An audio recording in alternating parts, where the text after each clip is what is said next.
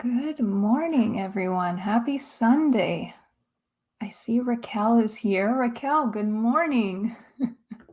How are you, darling? Let me see if I can make this full screen on my end.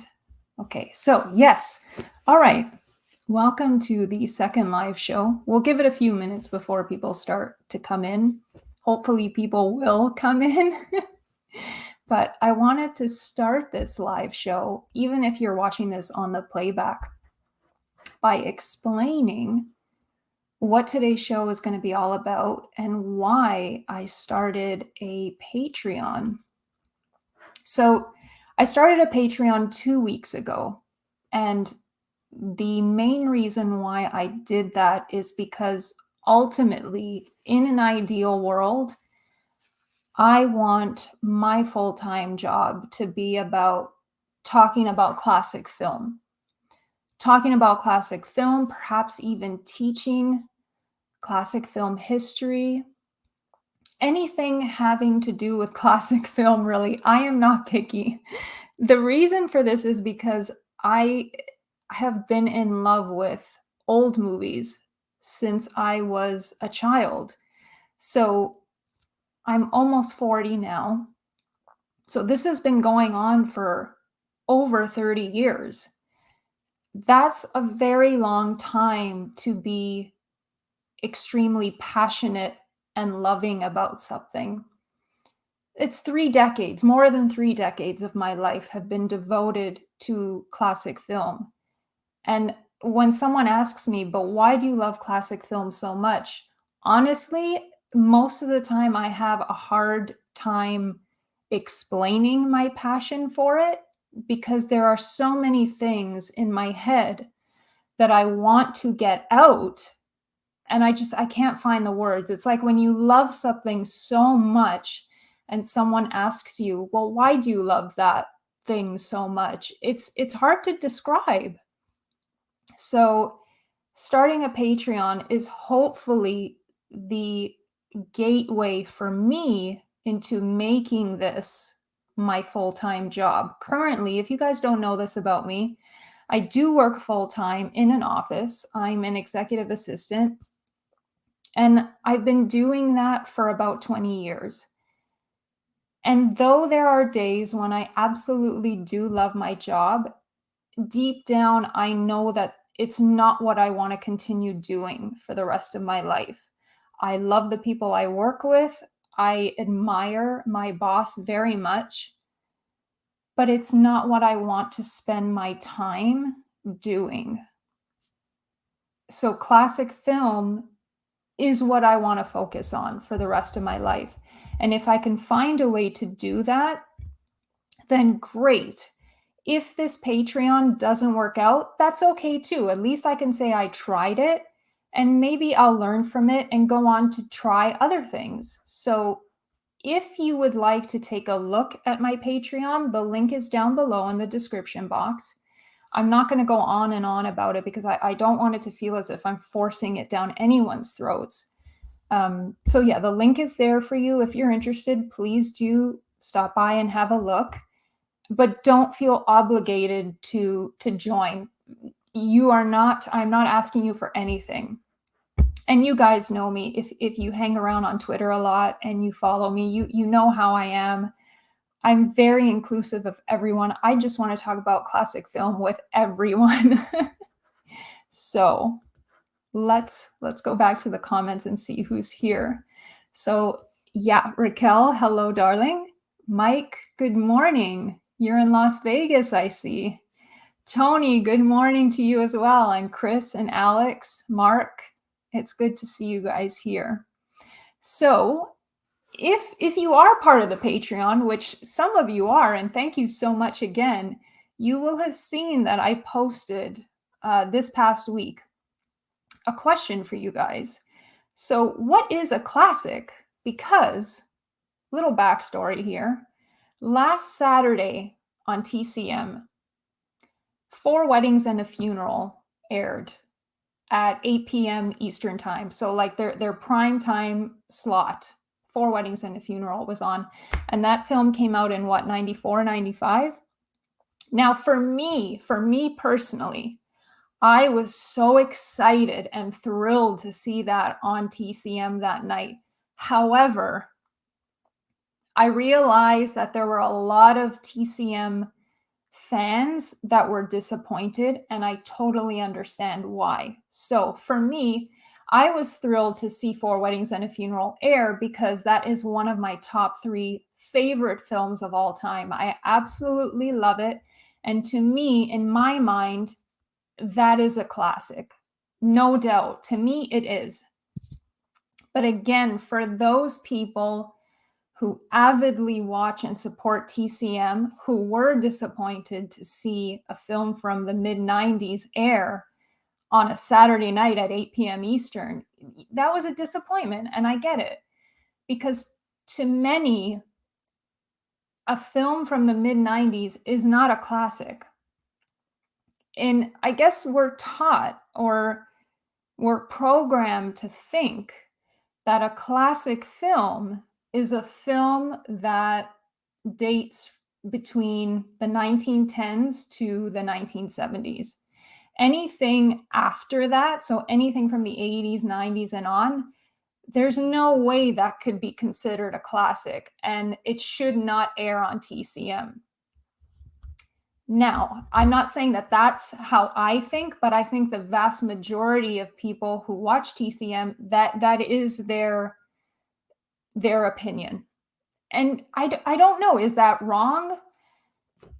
It's funny because, okay, let's take The Wizard of Oz, because that was the first old movie I had ever watched.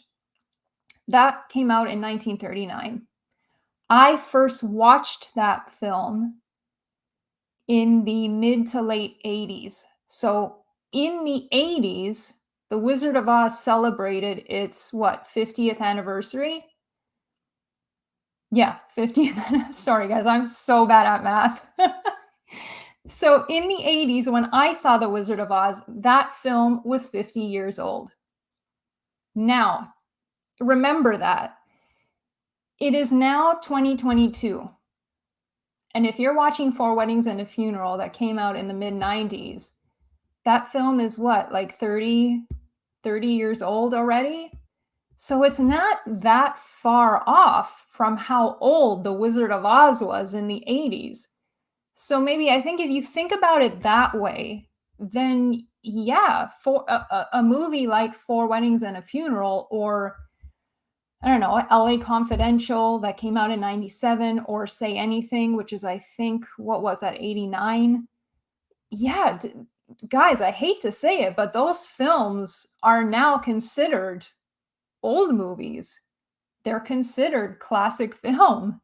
As much as maybe some people don't want to admit it, it's true. So if you're watching right now, please comment with your thoughts, because I realize that not everyone will agree on this. And I think that's wonderful, first of all, because it gets us talking about these things, and it starts debates, and maybe not so much arguments, but it gets people thinking, and I love that. I love to have open discussions with people about this stuff, because really, is there any straight answer? Is there a real answer to this debate? I don't know. I don't think there is. If you consider a film to be a classic, in your mind, it is. It's a classic. So I'll give you another example. This year, the TCM Film Festival, I believe their opening film is E.T., and that came out the year I was born, in 82. So for a film from 1982 to open the TCM Classic Film Festival, guys, we've moved on. I don't think that you can say that classic film is only from a certain time period ending in the early 1970s. I don't think you can say that anymore, because again, it's 2022. So let's see in the comments. Okay, so Raquel has said, let's show this. Classic is a subjective term. This debate happens in the literary world too. Yes, I completely agree. So this doesn't only apply to film. This applies to anything. And then E.T. was the first film I ever saw. I think a lot of people can say that. Yeah, it was one of the first films that I ever saw too. I don't think I saw it. Well, obviously I didn't see it in the theater because it came out the year I was born in 82. So I must have seen it on VHS. And I'm trying to remember if I had the VHS copy of that film or if it was one of my aunts or uncles that had it and that's how I saw it. I honestly can't remember, but yeah, E.T. is it's such a wonderful film. Okay, so Mike says LA Confidential feels like a classic to me, but it is a modern film noir set in Hollywood. Yes, you know what? You're absolutely right. It's got that classic film feel to it, definitely 100%.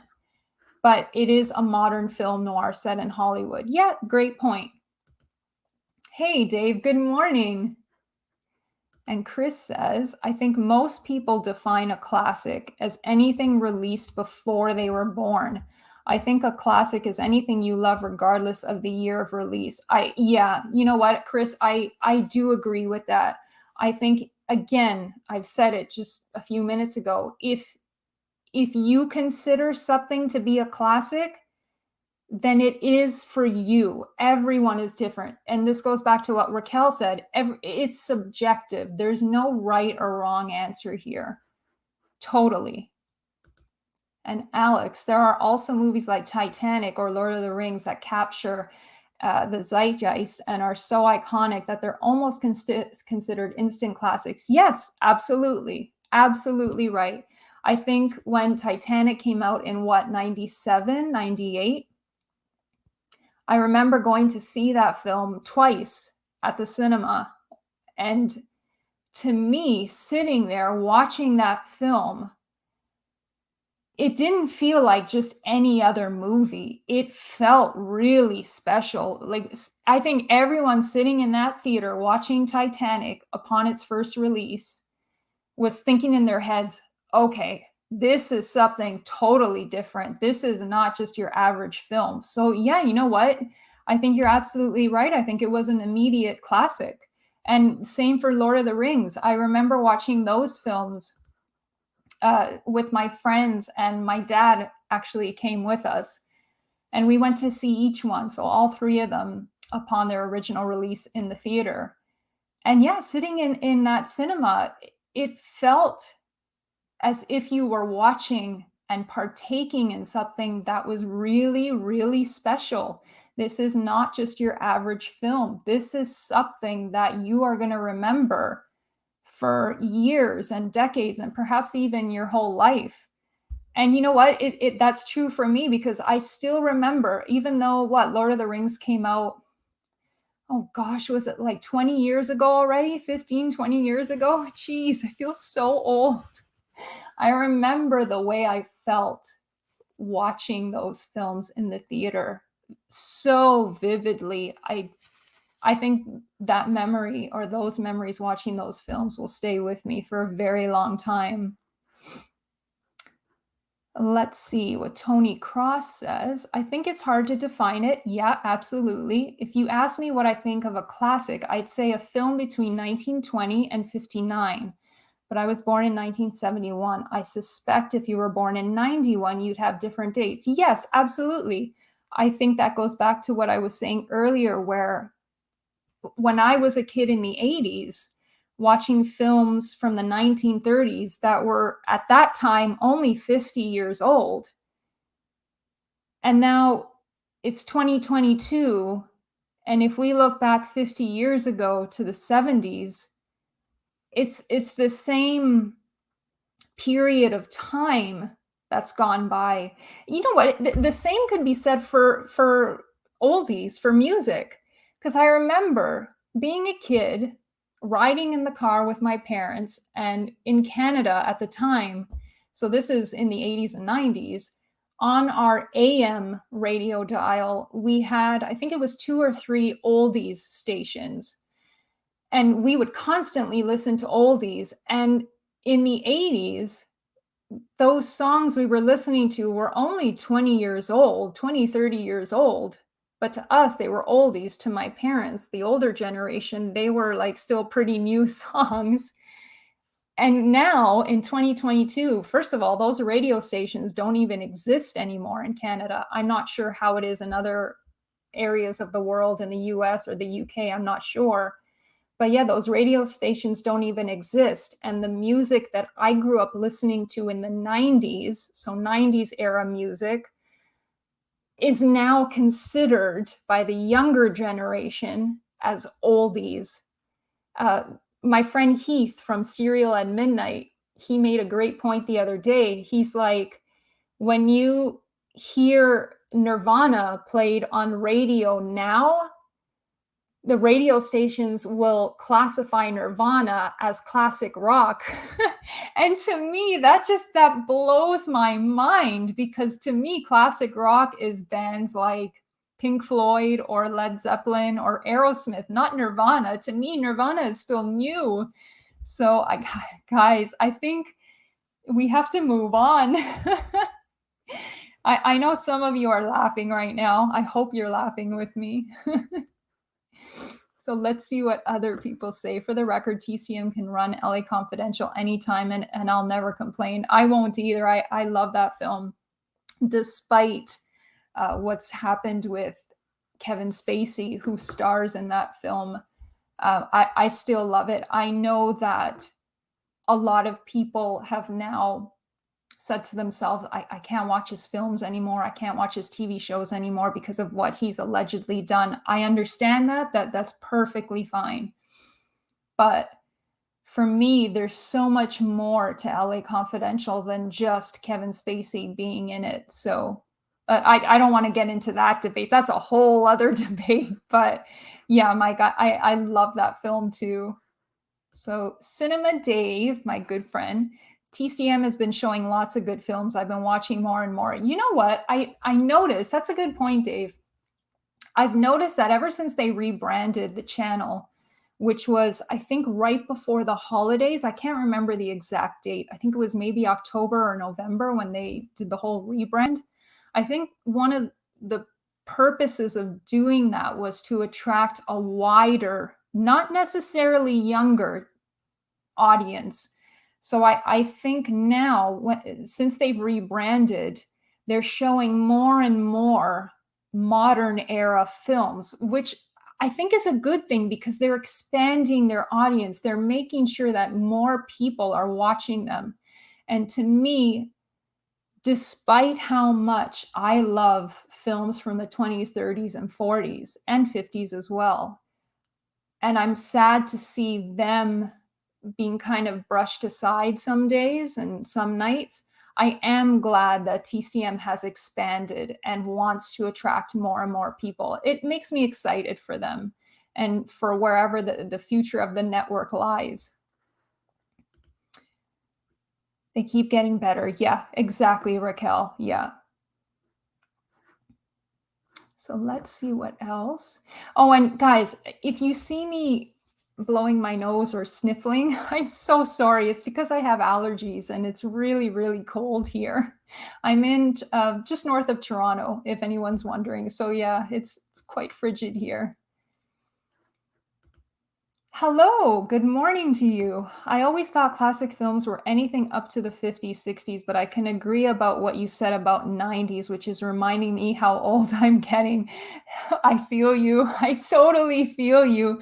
For me, I was a teenager in the 90s, so in my mind, that was only like 5, 10 years ago, but really, it wasn't. I'll see you later, Raquel. Thank you so much for tuning in. Okay, so Tony says the other thing that was that in 2021, I plan to do a rewatch of 1971 box office top 10 Oscar films, as I think around my 50th birthday, but the UK top 71 was painful. I'm not sure. Okay, so tell us in the comments, what films were they? And Ian, hey Ian, how are you? I hope you're doing well.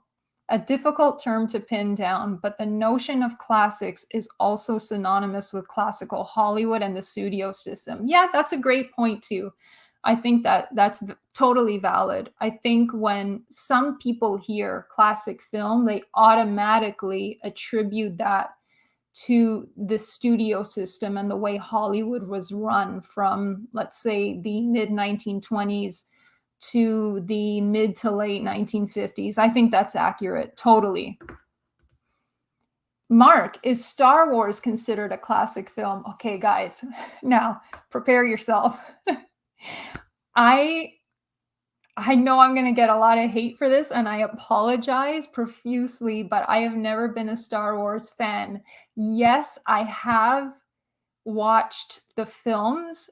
I just, for the life of me, I can't get into them. However, saying that, I do acknowledge that there is an immense fandom for these films, and rightly so. They're not bad films at all. I think, especially for the time that the first trilogy was released, I think they were groundbreaking for that period in Hollywood history. So I will give it that. I will never say that just because I don't like the Star Wars films that they're garbage, because they're not. That would be telling a lie.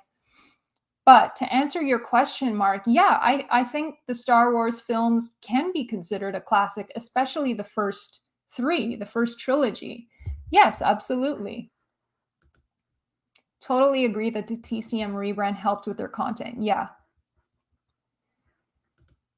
And then Mike answered Mark's question about Star Wars being considered a classic. Yes, I think so, Mark. In fact, the word classic is the first word that comes to mind when I think of Star Wars. And that's a good point too. When someone says classic, what films immediately come to your mind? Doesn't have to be from the 20s or 30s or 40s. Pretend this is like what, Jeopardy or something, and there's a classic um, you know, oh, what's the word I'm looking for? They're asking about classics. What's the first film that comes into your mind? It doesn't have to be a film from the 30s. It could be a film that came out 10 years ago, right? It could be anything. So Chris says, I can't stop watching films or TV shows because of one person. I think he's referring back to what I was saying about Kevin Spacey being in LA Confidential. Too many people put in too much hard work on all those projects to let one person ruin them. Yes, I feel their work should be appreciated. For the most part, yes, Chris, I do agree with you. And I think last summer, Heath from Serial and Midnight and I recorded a video all about cancel culture. And this came up. We were talking about this issue exactly. So I remember saying at the time that even, let's say you're watching a Woody Allen film or a film by Roman Polanski, despite what they are accused of having done or allegedly done, I don't think their films should be entirely canceled, because then you're canceling all the performers who were in that film, the writers, the producers, the the crew. You're canceling everyone because of one person. But to refute that, I think it does depend on the circumstances, because in classic film flavors that I recorded with Heath, I think it was the second episode, he asked me we were talking about Natalie Wood and her tragic death. So Heath asked me, okay, now knowing what you know about Natalie Wood and the way she died, can you still watch a Robert Wagner film? And I didn't have a hard time answering that question. First of all, because Robert Wagner was never really someone I actively sought their work out for. Like yes, he was an actor, or he still is an actor, I think, but he's not someone that I was ever really a fan of. But then Heath asked me, okay, so take Kirk Douglas, because he's alleged to have done something to Natalie Wood. And I found myself saying, no, I can't watch a Kirk Douglas film because of what he did allegedly to Natalie Wood. And having said that, I then refuted what I was saying about we shouldn't cancel someone's film because there's a whole crew there and all the other stars involved. So I think it really depends on the situation and how you feel about the alleged incidents. because 1 minute I could say, yeah, no, it shouldn't be canceled just because of one person. And then the very next minute I'm saying, yeah, I can't watch a Kirk Douglas movie. It's so tricky. It's very, very tricky, guys. I think it just depends on the situation. So let's see what else I've missed. Yammering on and on.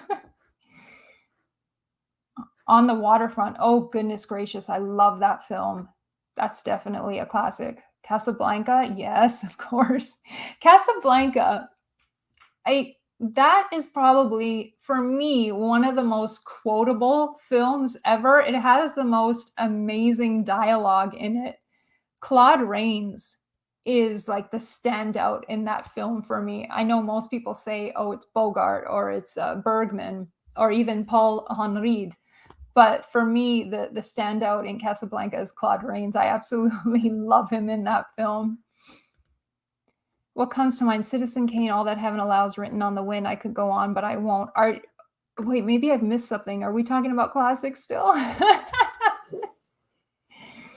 Oh, yes. Okay. All right. When I asked you, when someone mentions classic film, what's the first film that pops into your head? Okay, I've caught up now, guys. Sorry. Yes, Casablanca is a good one. I think that's the first film for a lot of people when they think classic. Yeah, definitely. So, I think we've debated this topic for enough now. I think we all agree that classic really could mean anything, and it doesn't just pertain to film. It also pertains to, like Raquel said, literature. It can involve music, really anything at all. So, do you guys want to ask me any questions? Again, it could be about classic film, it could be about anything. Do you guys have any questions for me? I will say, to get the conversation going, the Patreon I started, I created a book club, and it's called the Emerald City Book Club. And our first read, we've all voted, and our first read for March, beginning March 1st, is Cameraman by Dana Stevens. And this is a brand new biography of Buster Keaton. So for this to be the inaugural book of our book club, it has me thrilled because, first of all, I absolutely adore Buster Keaton, and I don't think we could have chosen a better book than this. So I'm really excited to get started. So we'll be reading this in March. And again, if you want to join along, you can. Just the link for my Patreon will be in the description box if you want to go over and take a look. But yeah, we'll be reading it as a group, and I think it's going to be really fun. Cinema Dave says, I love finding new films that I can now call classics. Yeah, I saw Key Largo for the first time and absolutely loved it. A new classic for me. Key Largo is a great film. First of all, it's got such an amazing cast. And I think sometimes it's not as appreciated as the other Bogart and Bacall films, like To Have and Have Not and The Big Sleep. I think Key Largo is, I don't want to say it's mostly forgotten. It's not. It's like Dark Passage, their other film that Humphrey Bogart and Lauren Bacall did together. I think it's kind of relegated to, I don't know. It people are almost passive about Key Largo and Dark Passage, and they tend to focus more on the two earlier films that they did together, which again are To Have and Have Not and The Big Sleep. But Key Largo is great. And Edward G. Robinson, I mean, come on. When you get him and Bogart together on screen, it's just, I feel like it's electric, like you're watching electricity occur. So yeah, Dave, that's a great film. That's a great film. You know what I was watching this weekend? Actually, I watched two things so far. The first of which is, this just came out before the holidays. I think it was around December 14th. This is Classic Flix's restoration of the first season of the Abbott and Costello show. And this is on Blu-ray, but it's also available on DVD. This is great, guys. I grew up watching episodes. I'm not going to say I saw the whole series. I grew up watching episodes of the Abbott and Costello show when I was a very young kid. And I remember my cousins had some, I think they had 2 or 3 VHS copies of this show, but it wasn't the full seasons. I think there were maybe just about 3 or 4 episodes on one VHS tape, so it was just, like, cherry-picked which episodes they put on the VHS tape, and they looked absolutely horrible at the time. They were not good prints, but watching this, there's 26 episodes included on 3 discs in this particular set, and the restoration is astoundingly good. If you guys see the comparison between the original, I think it was 35 millimeter film print, to what it looks like now after the restoration, oh, it is incredible. The sound is so sharp as well. So watching this was just an absolute treat. I was just sitting on my couch just chuckling. I honestly didn't think it would make me laugh as much as it did because I'm like, okay, this show is what, from the 50s? Yeah, from the early 50s. So I mean, how funny could it be? You know what? I'm stupid for even having thought that because it's such a delight. It really, really is. So I urge you guys, if you can, if this is available where you are, to pick up the Abbott and Costello Show season 1. And again, it's available on both DVD and Blu-ray. And I believe Classic Flicks is working on season 2 as well because the reception for season 1 was so great. And I think a lot of people dipped into their pockets and bought this disc. And actually, it was a Kickstarter. I was part of the Kickstarter that helped support the restoration of this series. And yeah, it had a great response, and now Classic Flicks is going to be working on the second season. So I really do hope that they can release all the episodes because they did such a wonderful job on season 1, and I'm really looking forward to seeing the others. So that's one thing I watched this weekend. Let's see in the comments. Dave said, wow, I just picked that up and it arrives today. Oh, great, Dave. Dave, you and Jesse are going to love it. Really, just put it on when you need a good laugh or if you guys are bored one afternoon, and it's delightful. It really is. See you later, Dave. Thanks for tuning in. Happy Sunday to you. Mike asked, do you have a favorite film by decade? If so, I think that could take up an entire live stream in the future. Yes, it can. You're absolutely right. I will say, without going into it too much, my favorite film decades are first the 1930s, followed very, very closely by the 1920s. I only started watching silent film maybe 5-6 years ago. So to me, silent film is still relatively new. But because I've loved it so much in those handful of years that I've been watching it, it's creeped up there in terms of what my favorite film decades are. Prior to me getting into silent films, my favorite film decades were the 30s. 30s was always number 1 for me, and the 40s was number 2. But now the 20s has surpassed the 40s for me, and 40s has dipped down to number 3. So getting into silent films has honestly been one of the most rewarding, pleasant experiences of the recent decade. It's just been such a magical ride for me. Aside from the TV show, have you seen any Abbott and Costello feature films? Yes, I have. Actually, I wish I had it with me right now. It's in the other room. I believe it was Shout Factory released a box set of the majority, not all, the majority of the Abbott and Costello feature-length films. I want to say maybe 3 or 4 years ago. It's a pretty massive box set, and I believe it was available on both DVD and Blu-ray. I have the Blu-ray copy. But yeah, I love those films. Again, just like I grew up watching episodes of the show, I also grew up watching the Abbott and Costello films as well because I just love them so much, and I wanted to watch anything that they were in. So yeah, their films are great. I think my favorite Abbott and Costello film is probably a lot of other people's favorite, and that is Abbott and Costello Meet Frankenstein. That one I watch every single Halloween. It doesn't fail. I could be out of the house, I could be out somewhere, and I will still watch that film. And it's just a joy, that one. Let's see what else. It's interesting when most movie lovers list their classic films, the majority are black and white.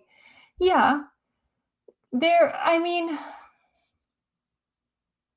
I think when someone mentions classic film, along with films like you guys said, Casablanca, Citizen Kane, along with those titles, the first thing that pops into your mind is black and white. I, am I correct in assuming that? There's something magical about black and white film. There really is. There's the glamour, there's the sophistication there, there's the noirish elements of the lighting and the shadows. I mean, there's astoundingly good classic films that are in obviously full color, like Technicolor and CinemaScope and all that. But I think to me, the first thing that comes to mind when someone says classic film is black and white. I think that's true for a lot of people. Not everyone, but certainly a lot of us. I read Echoes of the Jazz Age by F. Scott Fitzgerald, which is an article he wrote in 1931. Looking back on the 20s, you might find his views on 20s cinema quite interesting and possibly infuriating. I will look that up. Thank you very much. I know that Fitzgerald became quite jaded by Hollywood because he was, I believe it was MGM that hired F. Scott Fitzgerald to write stories and screenplays for the studio. And for the most part, he was largely unsuccessful in doing that. He was a much more successful novelist than he was studio writer. So I think having been turned down and turned away by the studios, I think he did become a little jaded, and he may have not said the most pleasant things about his experience in Hollywood, but I will definitely check that out. Thank you very much, Tony. Oh, and Mike says, my apologies. I meant a favorite film title for each decade. Oh, that's hard. Especially for my two favorite film decades, the 30s and 20s. How do you pick just one? Okay, well, all right. Let's just do this on a basic level. If I was forced to give an answer, my favorite silent film of all time is Flesh and the Devil. So, if I had to pick a favorite film from the 1920s, yeah, that would probably be it. Flesh and the Devil, starring Greta Garbo and John Gilbert, and I believe that was released in 1925 or 26. I should know this, but goodness, I don't want to say the wrong year and then have someone in the comments say, no, it's this year. Yeah, okay, so 1920s, it would be Flesh and the Devil. And then for the 1930s, my favorite film of all time is The Wizard of Oz, and that came out in 39. But I don't know, is it my favorite film of the 30s? I suppose it should be because it's my favorite film of all time, but oh, Mike, that's a hard one. Oh, goodness, yeah, maybe we'll save that for a whole other live stream. Let's see what Chris says. Vanessa, did you see that Warner is releasing Sing in the Rain on 4K? What are some of your favorite musicals? Well, Chris, I did hear about that. Yep. I heard rumors about Singing in the Rain coming out on 4K, and that has me massively excited because Singing in the Rain is one of my favorite musicals of all time. I remember discovering that film when I was in grade 7 or 8. And I think in age, that was, how old are you? Like 13, 14 years old when you're in grade 7 or 8? So I discovered that film as a young teenager. And no joke, no joke, I used to watch Singing in the Rain at least once every single day. I was obsessed with that film for many, many years. I'm still obsessed with it. Anytime it's on TCM, no matter what I'm doing, I will stop everything else and I will watch that film because I absolutely adore it. I even had the soundtrack on CD, and I would play when I wasn't watching the film every day, I was listening to the soundtrack. Like you guys, I obsessed with that film. So that is definitely one of my all-time favorite musicals. I also really enjoy Easter Parade, The Bandwagon, and those are all MGM musicals. I love the Astaire Rogers musicals. My favorite one of theirs is Shall We Dance, that came out in 1937. I also really enjoy the Warner Brothers backstage musicals, 42nd Street and Gold Diggers of 1933, which both came out in 1933. So I am a massive fan of film musicals. Oh yeah, totally. You made a good comment about silent films in the interview with Daisuke that said silent films were like looking into someone's dreams. That was spot on. Yes. You know what? That was, sorry guys, again, allergies. I made that, or I had that interview with Daisuke, I want to say almost a year and a half ago now. And whatever I said about silent film then still holds true today. To me, when I'm watching a silent film, it's like watching a fairy tale. It's watching a fantasy. It's watching someone's dreams happen right in front of me on the screen. There's a magic to silent film that just isn't present in the talkie era. I don't know if it's because there's a lack of sound and it's just a musical score that heightens the viewers or the audience's emotions while watching the action play out on screen. I don't know if it's because there's an absence of voices or what it is, but it's like when you're watching a silent film, there's a fuzziness around the characters, there's a fuzziness in the background. And instead of everything being crystal clear, there's that fuzziness there. And to me, it's like you're watching someone dreaming. It's again, it's hard to explain, but yeah, whatever I said with Daisuke that day still holds true today. Silent film to me is absolutely fantastical, and that's why I love it so much, and I'm so happy I discovered classic film, silent film a handful of years ago, because I if I never started watching silent film, I think I would be missing out right now on a lot of great features and even shorts. Like even you don't even have to be watching a silent feature film. You could be watching shorts that from Hal Roach or Chaplin or someone, and there's still that sense of magic in them, that fuzziness, that fantasy. It's just incredible. Flesh and the Devil, good choice. Yeah, I that film is so beautiful. If you guys haven't seen Flesh and the Devil, I encourage you to watch it. It's definitely not the easiest film to watch, I think, because of its length. I think it's about maybe just under 2 hours or just over 2 hours. Off the top of my head, I can't remember. But it's not short, and in certain periods of the film, you feel its length. It's kind of drawn out, but there's a purpose to that. It's done that way on purpose. And it's just the way the story plays out, and watching Garbo and Gilbert on screen together. This was their first pairing on screen. And off screen, they actually ended up falling in love while making Flesh and the Devil. And you could totally see that happening on screen. When you watch this film, you can see the chemistry there and you could see them falling for each other. And I think that's one of the most beautiful aspects about that film, regardless of anything else, because the whole film is just beautiful. But it just makes it really special. Tony adds Flesh and the Devil to the list. Yeah, believe me, you will not be disappointed.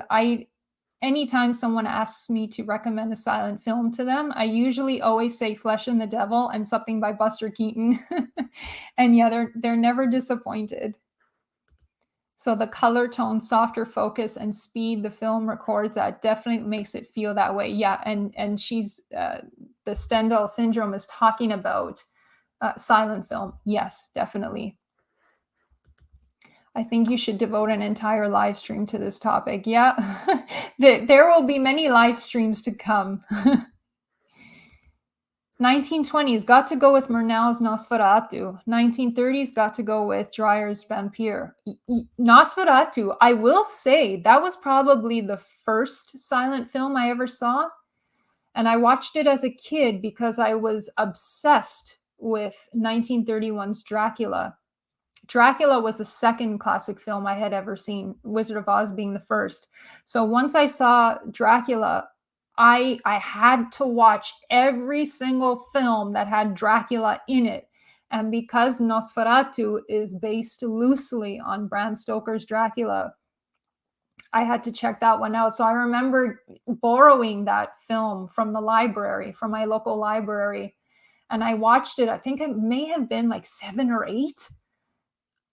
And I would say the first half hour of Nosferatu, I don't want to say it's boring. I would never say it's boring. But as a kid watching it, I was like, this is what this film is. As a kid, I was bored. Okay, let's just say that. Until like the action starts kicking in and you see more of Count Orlok. And then just the photography alone in Nosferatu is incredible. The way the scenes are shot and the lighting and watching his shadow going up the stairs. Come on, man. That was holy. I remember sitting there for the first half, I was bored. The second half, I was like, what is this? So yeah, I agree, Ian. I totally agree. Yeah. You're absolutely right about the dreamlike quality of silent films. One of the reasons I love Nosferatu and Vampire, they're fantastic dreamlike quality. Yeah, exactly. I think you said it way better than I did, Ian. Tony asks, have you watched any Powell and Pressburger films? I'm assuming you have. What do you think? You know what? I've only seen one. And that was the one, oh God, it's the title of it is failing me right now. It's the one with David Niven, and he's a pilot in the war and he ends up dying and then he comes back. Guys, what's the title of that film? There's that big tall staircase. It's like on the tip of my tongue, but I can't. A Matter of Life and Death, is that it? Someone say it in the comments. But I've only ever seen that one. I know, isn't The Red Shoes another Powell and Pressburger? Yes, A Matter of Life and Death. Thank you, Ian and Alex. That's the one that I've seen, and I quite enjoyed it. And I watched that film not even going into it because it was a Powell and Pressburger film. I watched it because I love David Niven. So there's something really special about Powell and Pressburger. It's their use of color, their use of cinematography and how their films are framed. And again, I only picked up on that from watching one of their films. I want to see The Red Shoes, and Ian just recommended Black Narcissus. Yes, I've heard wonderful things about that one as well. And I think they're all on Criterion, aren't they? They were released by Criterion Collection, if I'm not mistaken. So yes, I will check the rest of those out. Thank you so much. Mark says horror films in black and white are far more scary. Mark, yes. I think it's because when you watch a black and white film, the shadows are so much more pronounced than obviously a color film is. So I think you're right in that. Yeah, black and white just makes everything seem more sinister. If you get what I'm saying, I'm sure you do understand. I'm sure a lot of us think the same. It's called Stairway to Heaven in the US. Is it? So A Matter of Life and Death is the UK title, and then Stairway to Heaven is the US title. I did not know that. I've never heard it referred to as Stairway to Heaven. That you know what? That happens occasionally where if a usually it's a British film that's released in the UK. Usually it gets a or not usually, but sometimes it gets a different title here in North America. The same is true for Hammer's Dracula, starring Christopher Lee and Peter Cushing. In North America, it's known as Horror of Dracula, but in the UK it's just Dracula. So that's very curious to me. I wonder why they do that, where they change titles. Very curious.